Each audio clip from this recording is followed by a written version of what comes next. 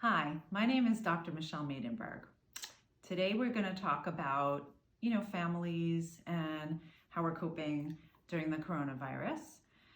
We're all quarantined at home, so there's a lot of family time, more than we typically may share. So this is my husband, Eric. I invited him on to talk a little bit about what it's been for the family, and we're going to end off with a guided meditation. So this is a good time to think about family, especially before holiday time. And some people are already in the midst of holiday time and some people are going into it.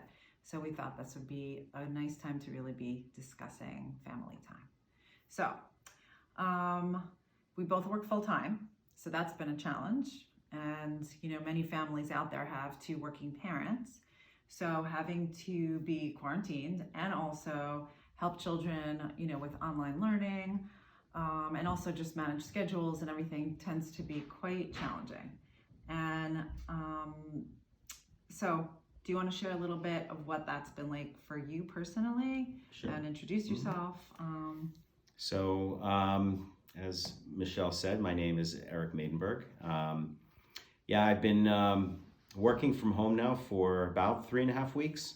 And I think what's been the most challenging for me is the ability to separate the family and the home time and the home requirements and responsibilities from the ones associated with work. Usually when you go to work, you can switch off, focus on work. When you're at home, you can switch off work and switch on family. Here, it's sort of all mixed together. So I think the biggest challenge for me has been balancing all that and making sure that I can be productive on both ends. So could you give an example of something that came up that was particularly challenging so that, maybe people could relate to? I'm sitting on a conference call and one of the kids comes running in that the printer wasn't working and they need to print something for their class, which they're doing online. So it's trying to pause a camera, pause a audio conference and run to a computer, pop in a printer and run back to my computer while the kids are going to get their printouts. Okay. So these are things that typically come up in the day-to-day, and it certainly poses certain distractions and challenges. Okay. And what about, do you find, so it sounds like the balance could be hard at times. The balance is, I would say for the most part. Okay. I mean, thankfully we have older kids and they're clearly responsible for their own work, and they tend to be pretty self-sufficient, so that helps a lot. Right. Those that have younger kids, I'm sure is quite, a lot harder. Yeah, and there are some families where, especially with younger kids, where parents have to stay home and work less hours or manage their time, while their kids are sleeping or whatever the case is, because they just have to be more attentive, like on the moment-to-moment basis, right? Because their kids may be doing something dangerous, or they have more needs where you have to prepare meals for them and other things. So there's a lot of challenges out there, particularly, and even with learning needs. So has that come up where where a kid in the middle of the day, they have like a learning need that comes up relative to school? I've been fortunate enough on my side not to have that happen really too often.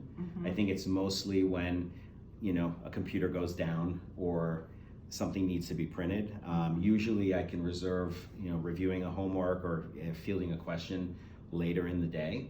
And I think part of that is also because schools are a little bit more flexible with students. Yeah. But I think if it was more of a normal schedule for them, I could imagine it being a lot more busy time addressing their needs. So the last thing I want to bring up is relationships, either partners, again, marriage, and what it's like, because we all need our personal space. So, just being able to find a corner or even alone time as a couple and having kids with you 24/7. So do you want to speak to that? Yeah, well, there doesn't seem to be really much of alone time or space time, if you will, with kids, especially when everyone's around the house. Very much like a 24/7 type schedule. So it definitely creates friction and a little bit of anxiety that pops in and out, because again, we don't have the separation between going to work, coming home, kids going to school. We're really in each other's face all of the time. Yeah, And I have a friend who actually I was on the phone with earlier who told me about something that she's doing, which is wonderful. So she's having like date night with her husband. Her kids are a little bit older, so they're going to be watching, a movie together. And then her and her husband are going to like start a series like on Netflix that they, were eager to watch. So I think for us, what we've tried to do is take mindful moments, which is what I really want to encourage everybody to do. So what does that mean? When the kids are all like, on their computers or they're kind of, actively like outside. Today it was like a little bit of a sunny day, so they were able to throw around a ball, and play softball, baseball, and basketball, is to find those moments where you could just like be with each other. You could, even just acknowledge each other and acknowledge even missing the other person. So those little mindful moments, and I like the idea also of having like date night or date time, intermittently between all of that. And now with the holidays coming up, right, we had our holiday and we're going into the rest of the holiday, but some people are going into Easter, and really spending time and moments, as best as you can as a family, right? So a lot of people are doing Zoom calls, some people, are doing FaceTime calls before, the dinners. So any way that you could manage that is definitely helpful, but it is a big loss. It's a big change before the holidays when, some of us or most of us are used to being with family or traveling. So, we both, of course, hope that all of you, celebrate as best as you can, given the restrictions and limitations that we all have. So we're going to do a little bit of a guided meditation now, okay? And we're going to do a body scan, really kind of going from the top of your heads to really get you grounded. Mm-hmm. So when you have those maybe like unbalanced moments that you're speaking of with the kids, or you're feeling very out of control, or, anxious, like you said, where you could just really take a moment to check in with your body, okay? So if you could sit straight and again, back straight, okay? And if you could close your eyes. So if you could start on the top of your head, okay, going down your face, and just pay attention to all the thoughts and feelings that come up. Again, with the holidays, really honing in on how you'd like it to be, how you want it to be, how you imagine it. Right, so if you're imagining, right, the table being a certain way, or again, people being in a certain mood, or the mood and vibration around being a certain way, just imagine that. And then again, going into your chest and feeling the inhalation and the exhalation, right, where you could feel even your heartbeat and paying attention to that. And going down your shoulders to your back. And again, as you're thinking about how you want things to be, think about how you want to be present in the moment with it, like paying attention to every person, right? What they must look like and how they're reacting to each other and the connection that people are forging with one another. And to your stomach, and just again notice the sensations of your stomach. If you're feeling hungry or full, if there's queasiness, and then down to your thighs. And again, as we're thinking about, again, observing everybody celebrating, right? Thinking about the jovialness of being with other people and the human connection and what it feels like to be with others while you're celebrating. And then down your legs. And then you could pay attention to your fingers and notice each and every finger.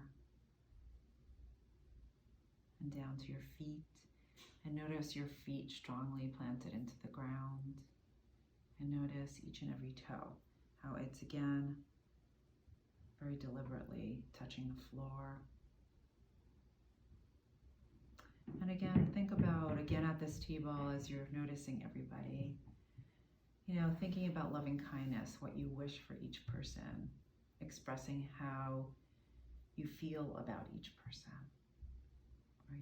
And wishing them kindness. So you may think in your head and in your mind, I wish you peace, or I wish you safety, or I wish you health. And just going around the table, going around to each person. I wish you peace. I wish you health. I wish you safety. And as if you're able to hand them something of your, something that's really, really special, something that they would all appreciate having. Could be a momentum or a way to express your love.